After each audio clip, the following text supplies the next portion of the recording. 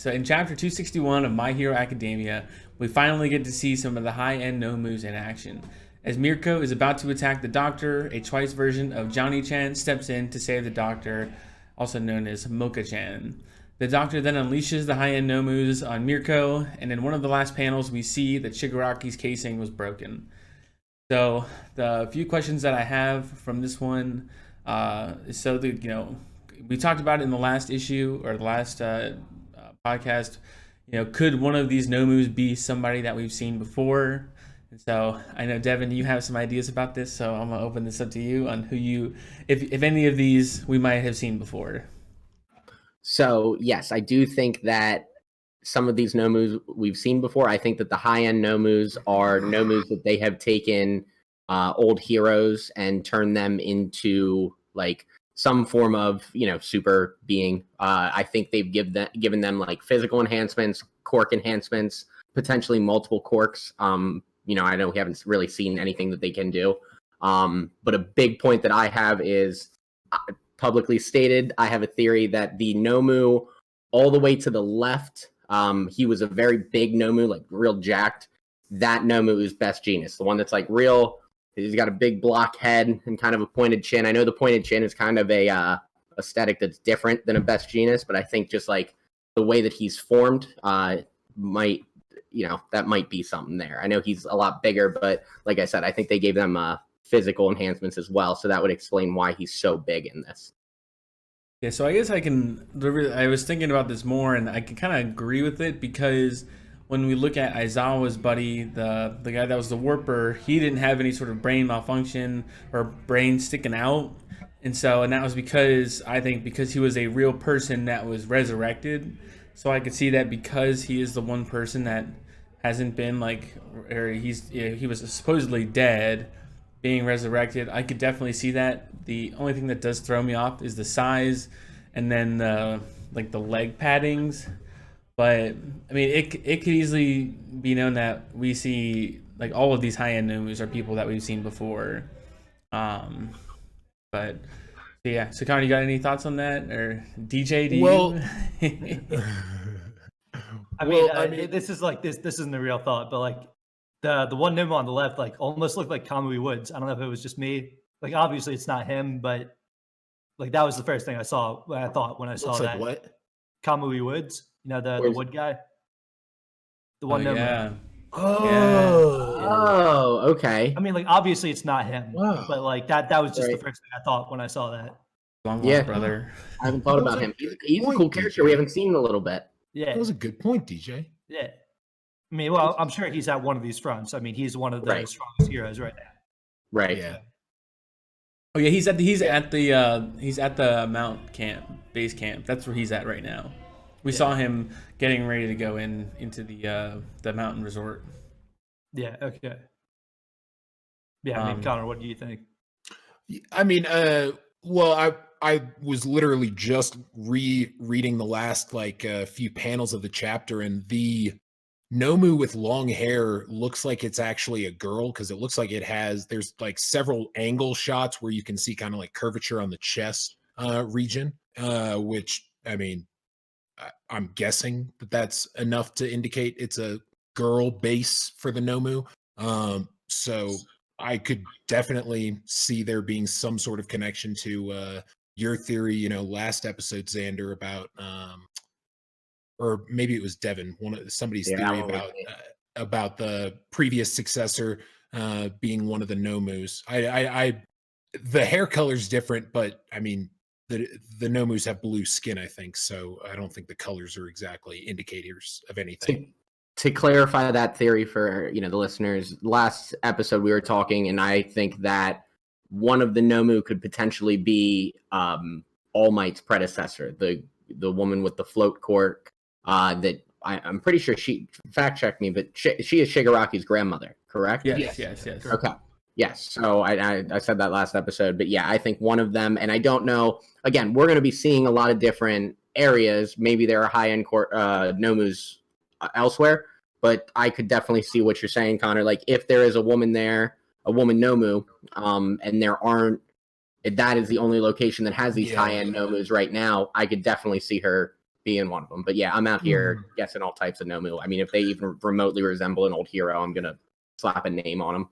Yeah, and I like seeing just the dialogue of the advanced Nomu, how they seem to be they seem excited to be able to kill, where it's like they're waking up and kind of like, okay, now we can kill. I'm wondering if maybe like these, like the base people for a lot of these advanced Nomus, potentially powerful villains who willingly, subjected themselves to the procedure, to the process, and basically almost like in Black Clover with the devil power, it's just like steroids for your quirk, I mean, on top of whatever they would be adding to them. Right, somewhat of a difference though, meaning like the sacrifice seems to be that they lose a lot of their old cognitive functions, but like they still retain their base humanity, which for these guys would be that kill type of mentality.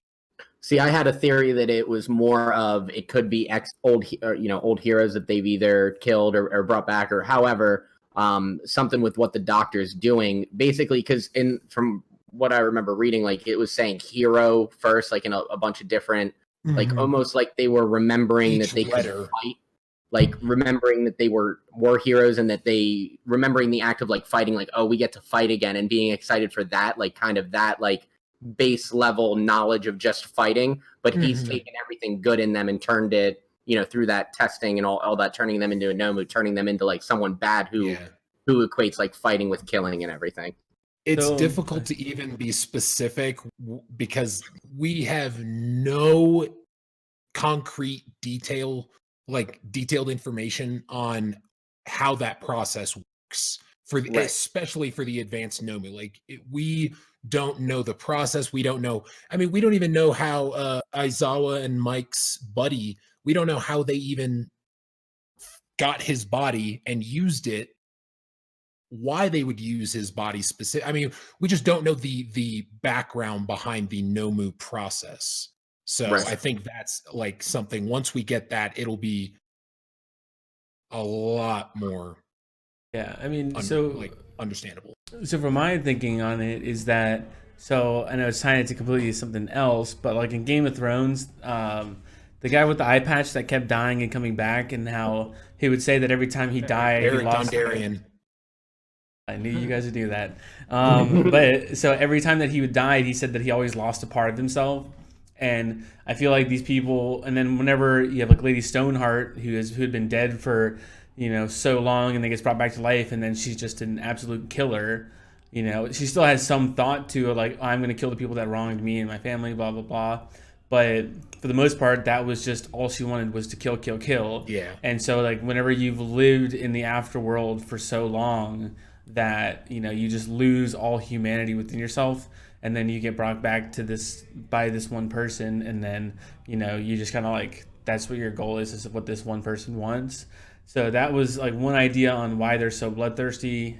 Two, it's he said that Dobby's person took like a month after activation to be able to be like usable. So I feel like that kind of gives a glimmer of hope on maybe these guys can actually win out this time, because they're not fully activated, they're not fully there. So I feel like that's a bait and switch. Oh, I think that's a bait. I think that's they're making it too obvious. Like they're making it too clear that, the villains aren't ready. And I think they're gone. Well, I feel like they're gonna just barely get away. I feel like the villains are gonna lose, but just barely. And they're going to lose on the premise of, they had just been awakened. Like, if we had given them a month longer to get activated, then it would have been lights out. And so I feel like that's what it's set up for.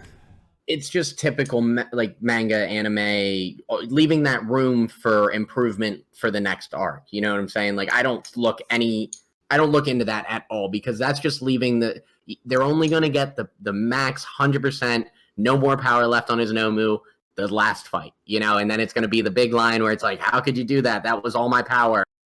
Oh, no way. Midoriya won. Shocker at the end there. But that's... the important thing is that like Shigaraki's going to get away, and then he's going to have time to, build up to his power to the level where he's going to be like a player in this whole war. But like the big implication is just like the potential of the villains. Well, Like, yeah. Their potential power is just so much greater than the heroes right now. Well, because they've already laid out the logistics for their entire societal takeover. Like, it's not like that's what makes them so dangerous. Not just the fact they have, 3 times or however many more people in their group collectively, but now that they have the organization of the Liberation Front, like that is what is now making them the existential threat. Yeah, that's the thing. Like their ability to literally, they have a plan, break down and implement themselves into society on the lowest level. Yeah, and they don't need like a total like hands down defeat of the heroes in this battle in order to like win strategically, because like what their plan was like they're just going to create enough chaos and destruction that society's kind of going to break down, and they're going to have their the political leaders of the Paranormal Liberation Front kind of go in and fill the power voids and take over in some capacity. Mm-hmm. So I mean, we could even see like it might not be a sudden transition to the dark era from where they're at right now. It just could like be pockets, like just chaos, anarchy, just creating chaos and anarchy, and then taking advantage of the power void, putting their people in power, and then just shifting the balance of power. And then even if that's all that they accomplish, later on they can always go even further and then seize more power and then plunge into a dark era. So they just need to create chaos in order to strategically win, right? Yeah. And, well, I see what you're saying. It doesn't have to be sudden aggression. Yeah. This makes sense too, because this is the first time that we're going at a full-scale war between the League of Villains, the People's Liberation Army, and the heroes, where they are evenly matched in numbers. Realistically, like I mean, maybe the heroes have them, or they're give or take a few on each side, but it makes sense that we're seeing like that go into effect, like low-level plans like that. Okay, we don't need to completely win this time. We just need to lay our roots, and then it keeps going back and forth. Overall, I think this is going to be a huge arc in the span of like the My Hero timeline that we're just now getting into. Yeah. I think it's definitely the it's really about to like uncork in terms of I think dark. Well, cork, not quirk. Yeah. I was wondering where you're going with that. But I mean, I could definitely. We've talked about this many times before, but I definitely more and more think this is that tipping point moment where the series it had like this. After this arc, I think we will see the My Hero equivalent of Shippuden, or the 2-year time skip for One Piece. Like I think we're gonna see the next phase of his story after this arc, because this seems like a perfect setup for right. Yeah, the Dark Age. This has to be a game-changing arc. This can't just be like a typical arc where it's just you have new villains and then the heroes beat them.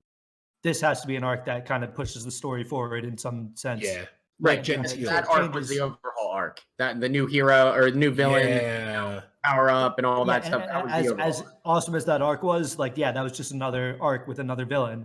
Didn't get us anywhere. Yeah, this is going to be a game-changing arc that changes like the universe. You want to talk story progression? Gentile, is that his name? The can we not? Fox guy? Fox guy. They're doing that in the anime right now. I'm not even watching. Are they really? Well, I guess they have to. Yeah. Yeah, I mean, there's no way around it. Yeah. So, so one of the next questions that I had was, so we see Shigaraki's casing broken in the like second to last panel. So where I was wondering what you were talking about.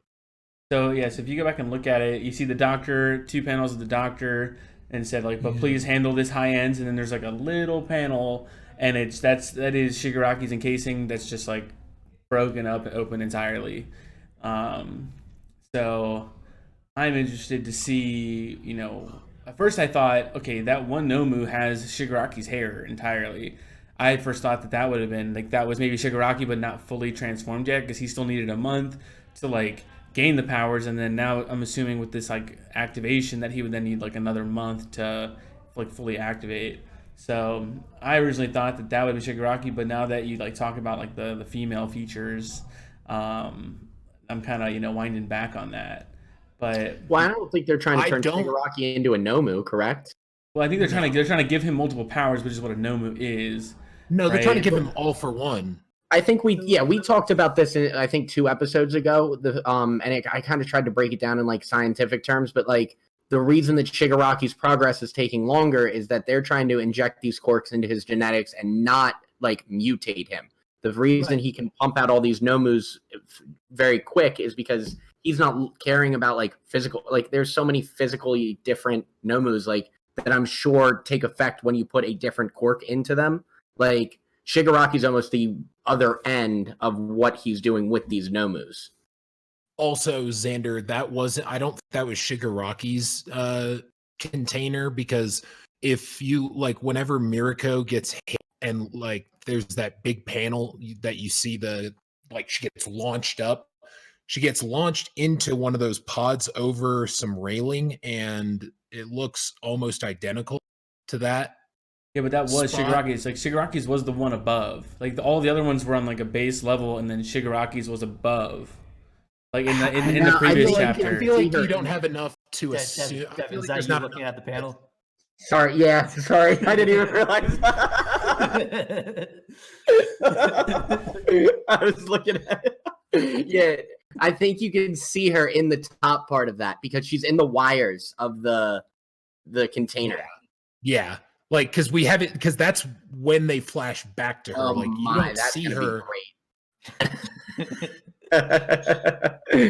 I wanted to say though, back to my real quick, the original part of this video, the theory. If I'm going to be incorrect about a Nomu, and I think it will be what you said, Xander, that Nomu right next to the Nomu that I think is Best Jeanist has a very similar physique to Best Jeanist. Now, the only thing that kind of throws me off there is the fact that the brain is out, right? And just like you were saying, that I feel that would be, if we are going to get those heroes back, having that out is like a very weird thing, right? Like I feel like that seems like a too far gone type of right. situation. And direct contact to the brain, not great. And they're going to be fighting heroes. Like now, maybe he is Best Jeanist and we don't get the heroes back. Like we really have to learn a lot about what this Nomu transformation is, like you said, Connor. But I was, just looking at that again, and I definitely think that one of those 2 Nomus is Best Jeanist. We'll throw it out. One of the 5.